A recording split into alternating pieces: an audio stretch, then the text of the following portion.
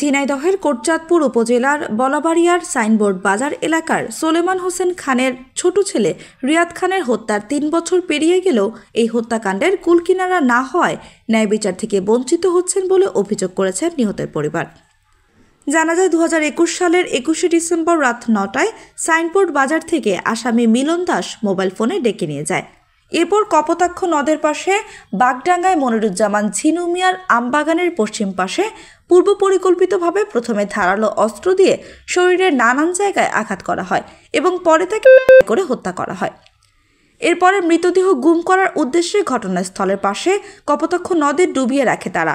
এই ঘটনায় নিহতের বাবা সোলেমান হোসেন খান ঘটনার পরদিন বাদী হয়ে অজ্ঞাতনামা ও দুষ্কৃতিকারীদের আসামি করে কোটচাঁদপুর থানায় একটি হত্যা মামলা দায়ের করে। এই মামলায় পুলিশ বলাবাড়িয়া গ্রামের পিকুল কুমার দাসের ছেলে মিলন কুমার দাসকে গ্রেফতার করে জেল হাজতে পাঠায়। এই হত্যাকাণ্ডে একজন আসামি গ্রেফতার হলেও বাকি আসামিরা এখনও ধরাছোঁয়ার বাইরে রয়েছে। 15 থেকে 17 বছরের ভিতরে কোনো সুষ্ঠু বিচার পায় নাই। আমার আকুল আবেদন স্যারের কাছে, স্যার এই পর্যন্ত কোনো বিচার পায় নাই, যাতে সুষ্ঠু বিচারটা পাই। সরকারের কাছে আমার এটাই আকুল আবেদন যে এই সুষ্ঠু তদন্ত করে সুষ্ঠু বিচার যেন করতে পারেন ওরা। ঠিক আছে না, এটাই আমার শেষ কথা। সুষ্ঠু বিচার হোক, আরও 5টা লোক ভালো হয়ে যাবে দেখে। সরকারের কাছে আমার এটাই আবেদন। নিহতের মেজো ভাই রবিউল ইসলাম রবি জানান, তার ছোট ভাইকে ষড়যন্ত্র করে মারা হয়েছে। যে মোবাইলে ফোন করে ডেকে নিয়ে গিয়েছিল শুধু তাকে ধরা হয়েছে, কিন্তু তার মোবাইলের কল লিস্টে 8 জনের নাম এসেছে, তাদের এখনও ধরা হচ্ছে না। এ সময় তিনি দ্রুত এর সুষ্ঠু তদন্তের মাধ্যমে বিচারের দাবি জানান। ওনাকে মারা হলো ষড়যন্ত্র করে। এটা হচ্ছে ঝিনু মিয়ার বাগান বাড়িতে নিয়ে যেয়ে মারা হয়েছে, ডেকে নিয়ে যেয়ে। আর যে আসামি ধরা খেয়েছে এই আসামি শুধু ফোনে ডেকে নিয়ে গেছে, মিলন কুমার দাস।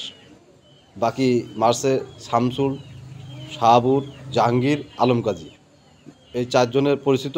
এবং শামসুল ছেলে সাইফুল, রাজু এরাও জড়িত।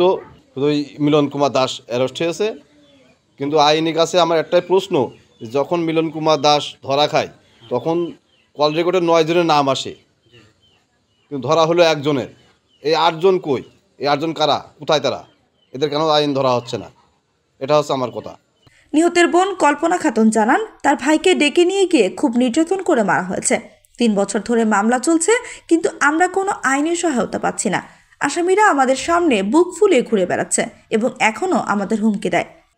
আসলে যারা করেছে তারা ষড়যন্ত্র করে ডেকেছে এক হিন্দুর দিয়ে, তার নাম মিলন কুমার, ডেকে নিয়েছে, বলেছে চল ডাব খেয়ে আসি বা পিকনিক করে আসি, এইভাবে ডেকে নিয়ে গেছে। আসলে রিয়াদ একটা মিশুক ছিল, যাকে মিষ্টি মুখ পেত সেখানেই চলে যেত। আসলে ও তো বুঝতে পারে না এইভাবে আমার জীবনটা চলে যাবে।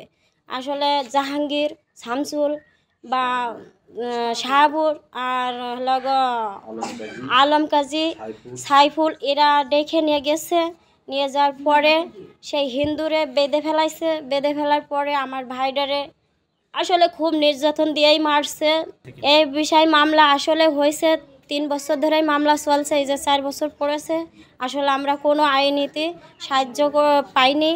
আমার একটাই অনুরোধ সরকারের কাছে, আমরা একটা আইনের কাছে সুষ্ঠু বিচার আমরা চাই। আসলে তারা বুক ফুলায় আসলে ঘুরে বেড়াচ্ছে। নিহতের মা বর্তমান প্রধানমন্ত্রীর কাছে তার ছেলের হত্যার বিচারের দাবি জানান। নিহতের বাবা সোলেমান খান জানান, সামান্য একটা ঝামেলা কেন্দ্র করে আমার ছেলেকে হত্যা করা হয়। 3 বছর হয়ে গেল, এখনও কোনো সুষ্ঠু বিচার পাইনি। 4 বছর আমার ছেলে মারা গেছে, আমি এই পর্যন্ত কোনো বিচার পাইনি। এই পর্যন্ত আমি কোনো বিচার পাইনি। আমি সুষ্ঠুভাবে এই বিচারটা আমি চাই। এখন যে প্রধানমন্ত্রী আছে তার কাছে আমি সুষ্ঠু বিচারটা আছে, আমি সুষ্ঠু বিচারটা যেন আমার মনির পাই। রিয়াদের কথা মনে পড়লি যে কী হয় না আছে সে আম্মুরা জানে, যার বাচ্চা আছে সেই জানে, যার বাচ্চারা আছে সেই জানে। তাছাড়া পৃথিবীতে মা ছাড়া কেউ জানে না যে বাচ্চার কী জ্বালা।